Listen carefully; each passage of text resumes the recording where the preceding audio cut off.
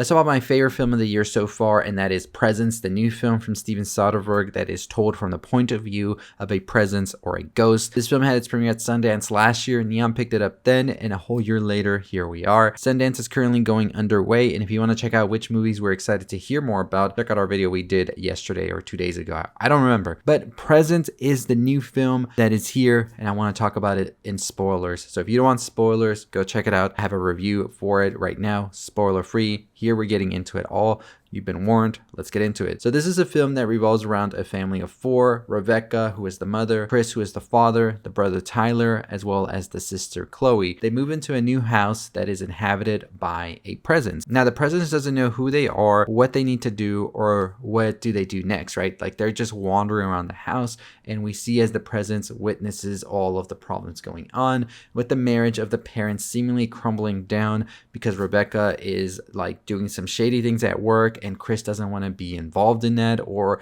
have his name be taken with it, whatever she's doing there, which we don't really get a clear answer about. And we also see that the young daughter Chloe is going through the death of a friend who overdosed, and that friend was Rebecca. And so she's going through grief. She's not sure how to feel about things. She's just moved schools. She's in a new house. So she's really like all over the place. And the dad is trying to do his best to really help his daughter, while Rebecca, the mother, really is more ignoring the daughter. It's focused on the son Tyler, who is a talented swimmer, and that was the main reason for the move because the new school has a better swim team and she's trying to look out for his future. Now in this new school we see Tyler make a new friend named Ryan, and Ryan starts to sort of have a liking towards Chloe, and the two begin a relationship together. Is very disturbed as he has a monologue that he has some psychological issues, right? He even tries to spike one of Chloe's drinks one night. The presence is able to knock the drink over and save Chloe before she drinks it, which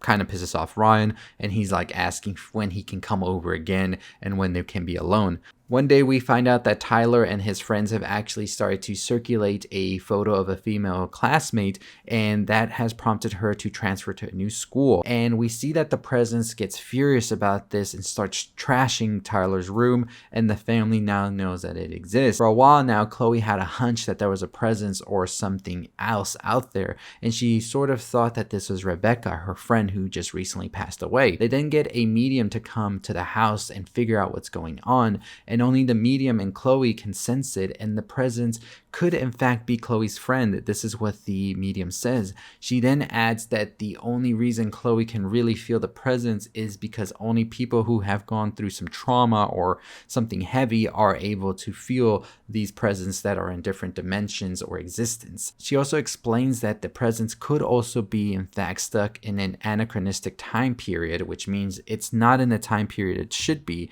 So it could be a presence from the past or from the future maybe, right? Eventually we see Tyler and Rebecca dismiss this as nonsense, but we see that Chloe and her father kind of have a feeling this could be something else. The parents go on a business trip, and we see that Ryan comes over and he drugs Tyler so he falls asleep in the room, and then he goes up to Chloe's room and tells her what he just did to Tyler, which she gets mad about a little bit, and then he acts like, oh, I hate myself for what I did, when she gets upset that he drugged her brother. So he eventually persuades her to drink a spiked drink, which causes her to fall asleep. The presence tries to wake her up as it's witnessing all of this, and we see as Ryan confesses that he is the one who actually killed Chloe's friend and made it look like an overdose by actually suffocating her basically, and he promises he's going to do the same thing to Chloe. The presence doesn't know what to do. For some reason it's not able to wake her up or move Ryan over, which I found a little bit odd, but we eventually see that the presence goes to wake up Tyler, who then goes to save his sister by tackling Ryan out of this floor window, which was the window that the medium had talked about was going to be important later on. Then see that the family decides to move out of the house. It is revealed that Tyler did indeed die during the fall, and before they leave, Rebecca goes to the mirror that the medium was looking at earlier in the film and sees Tyler's reflection in it as she breaks down into tears, and we realize now that Tyler in fact was the presence, but he didn't realize it until he saw his own death, and thus his purpose has been fulfilled, and the presence is able to get out of the house.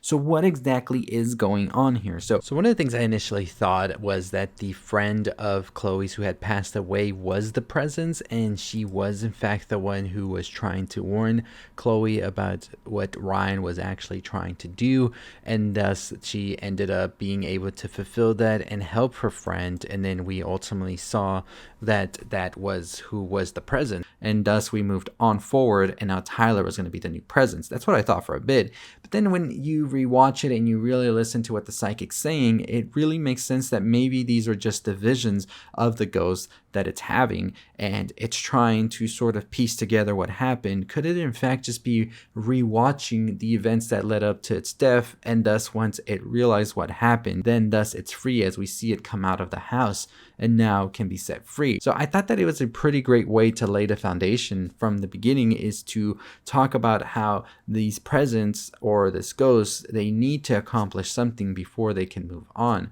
And so for Tyler, it was saving his sister from this very disturbed individual that just wanted to kill her. And I really do now see it more in that this presence this whole time had been Tyler, and they just were trying to figure out what exactly it is they need to do. The whole thing with Tyler trashing his own room basically, I think, implies Tyler being upset with what he had done with his life up until the point of his death, and maybe he was just lashing out at himself for trying to sort of fit in and ruining these people's lives. And so I thought that that's an interesting aspect of it right there. If it is indeed Tyler's presence or ghost this whole time, that is why we see it sort of try to make amends and do things right this time around. And it is honestly one of those most heartbreaking endings, I think, because Tyler and Chloe, they didn't have a good relationship throughout. So pretty much at the end of Presence, we do realize that the brother had in fact been the presence the whole time, and we see that this is more explained by the medium earlier on in the film. Like I said, she, I guess, couldn't really make out the reflection in the mirror because the presence itself still had no clue who they actually were. But now by the end of it, we see that that is in fact the brother, and they realize who they actually have been this whole time. So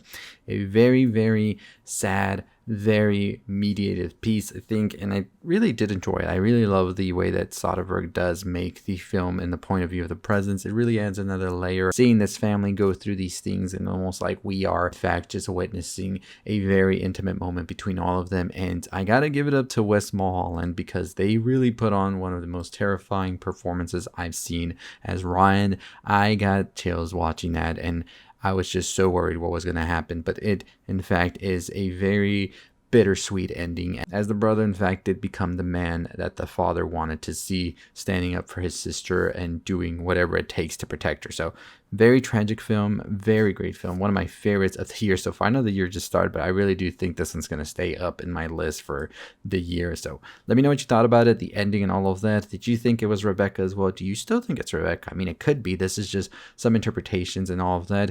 It could be Rebecca, it could be the brother, but I think it's leaning more into the brother, especially with what the medium had said earlier on in the film. But as always, that is going to do it for me. Let me know your thoughts and opinions on Presence, if you enjoyed it or not. Like I said, this is definitely one of my top ones, and I'm excited to see more of the movies this year.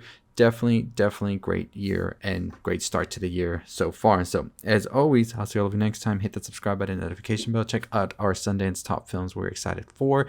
I'll see you next time. Stay safe, stay positive.